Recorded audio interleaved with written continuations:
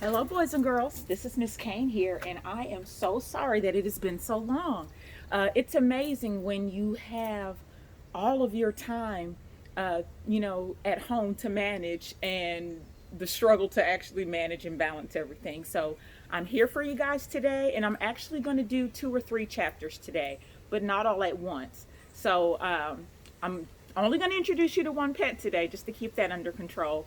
But I'm going to go change my clothes and record a second chapter, and then change my clothes one more time and record another chapter for you guys so that we can get caught up and make sure that by the end of the school year, we have completed this book together. So, thank you to all of the parents that encourage their children to watch, and those of you that watch along. And I'm sorry that the wait has been so long. So, I want to introduce you to one of our kittens. I don't know when kittens officially become cats, but she was born probably in about May. So she's quite a few months old now, and she's much bigger than the size she was when we first got her. And her name is Cake. You want to say hello, Cake? You want to say hello?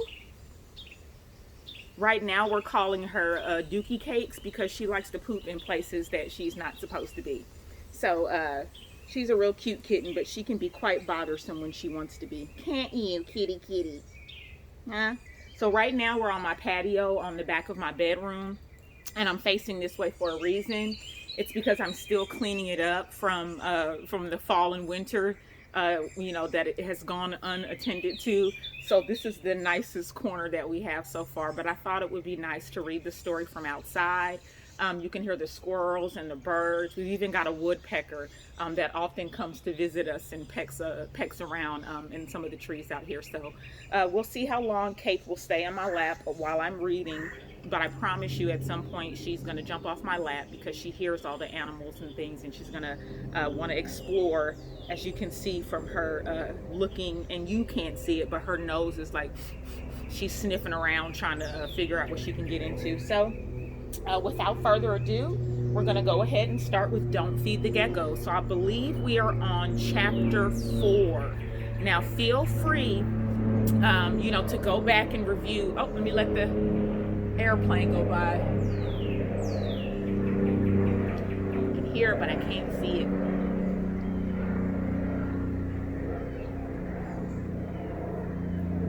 Little meow meow kitties. Oh, tail right in the face. Thanks a lot. And there she goes. So let me scoot my chair back just to make sure that you guys can see me well, and hope that I don't fall out of the chair.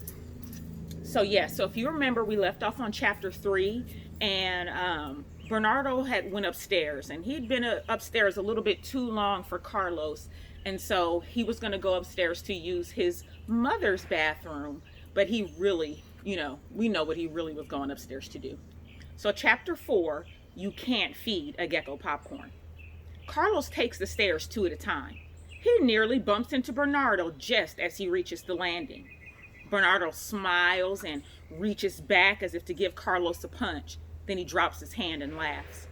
Carlos watches after him until he disappears down the stairs and then ducks into his own room. He checks the ant farm. All the tunnels seem to be undisturbed. The ants are still busy doing ant things. Then he turns to the terrarium and spots several kernels of popcorn on its floor. A kernel has been placed on top of Gizmo's cave. His breath quickens, his fists clench. He can't believe it. Popcorn? Luckily, the geckos have ignored the food, probably because they can't chase it around the terrarium. Maybe they thought the popcorn was some kind of plant. Hopefully you guys can see that okay. Whatever the case, Carlos storms down the stairs, marches into the dining room, and says to Bernardo, "You can't feed a gecko popcorn." He feels his face grow warm. He knows he must be red from the neck up. What? Bernardo turns to him, his eyes wide with innocence. Don't say you didn't put popcorn in the gecko's terrarium. Carlos waits. He can't believe Bernardo would try to lie. Bernardo looks at Mommy. Mommy is looking back and forth between Carlos and Bernardo. He drops his head and raises his eyebrows forlornly. I thought they'd like it. What? Yeah, I was feeling kind of sorry for them because all they ever get is crickets. Crickets, crickets, crickets. I know I'd get tired if all I ever got was crickets. You're not a gecko. They're very special creatures. You can't just give them any old thing. Carlos looks at Mommy with a helpless expression. Carlos, don't make such a big deal of it. No harm done, she says. Carlos looks at his father. Poppy shrugs. They're still alive, right? Carlos takes a big, deep breath and lets it out slowly. He can't bring himself to speak. He hunches over his plate and resumes eating, but he's lost his appetite. Now, for those of you all out there that know Miss Cain personally, as a parent and as a teacher, that would not have been my response. Later, while Mommy does the dishes, Poppy takes Bernardo out in the backyard so Bernardo can show him what he's got, soccer-wise. Though Carlos is all the way up in his room studying his multiplication facts, he can hear Poppy and Bernardo dribbling the soccer ball back and forth between them. In this dribble, remember to connect with the ball using the inside of your foot and stay on your toes, Poppy is saying to Bernardo. Then Carlos hears, "Good, you're a natural." Carlos marches over to his open window and closes it. He just doesn't want to hear anything positive about Bernardo just now.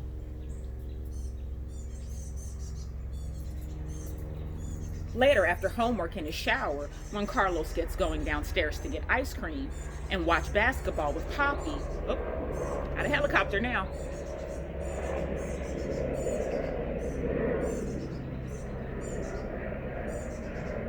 Miss Cain lives near the Dallas Executive Airport, so we get a lot of traffic going above. And to be honest, I've been living in my house for since 2012, and I hear it, but I don't really hear it anymore. It's not a disturbance to me. All right, there we go.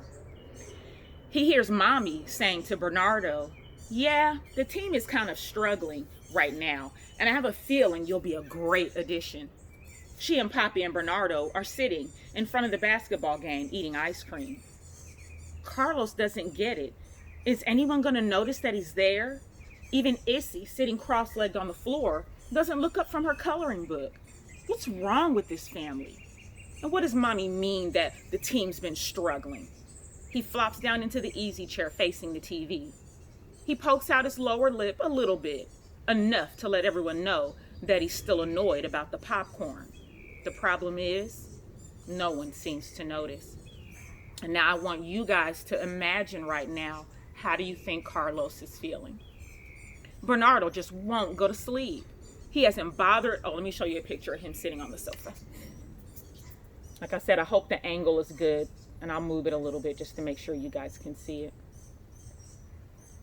It's hard to know what's on the other end of the screen. Bernardo just won't go to sleep. He hasn't bothered to take his shower yet or brush his teeth. And now he's up there on the top bunk playing his loud video game with his legs hanging down practically in Carlos's face. Carlos has to get to sleep. He's exhausted and he doesn't want to be tired at school the next day. Are you going to take your shower and brush your teeth? I'm finished with the bathroom. Why should I do that? You don't brush your teeth before you go to bed? No, I brush them in the morning if I have time. Oh, Carlos says. He waits a few minutes then says, "How long you think you're going to play that video game?" Asphalt 8? I don't know. I'm not sleepy, so... But you're tired, right? Not really. Carlos closes his eyes and tries his best to go to sleep. Just when he thinks he can't stand the noise of the game any longer, Bernardo turns it off and falls back on the bed. It's quiet, finally. But before long, just as Carlos is drifting off, he hears snoring. Bernardo has fallen asleep, but he's snoring like a bear. Oh no, Carlos thinks this is torture. He has to admit that so far, Bernardo is kind of a disappointment. And Carlos cannot forget that punch. Yeah, getting punched by a cousin that you haven't seen in years is definitely not a positive introduction. So we're going to stop there. Miss Cain is going to change her clothing and let you guys see Cake a little bit more, because Cake's on the patio checking things out. So I'll see you in the next installment of Don't Feed the Geckos. Thanks for being with me today, guys. Bye until 5 minutes from now.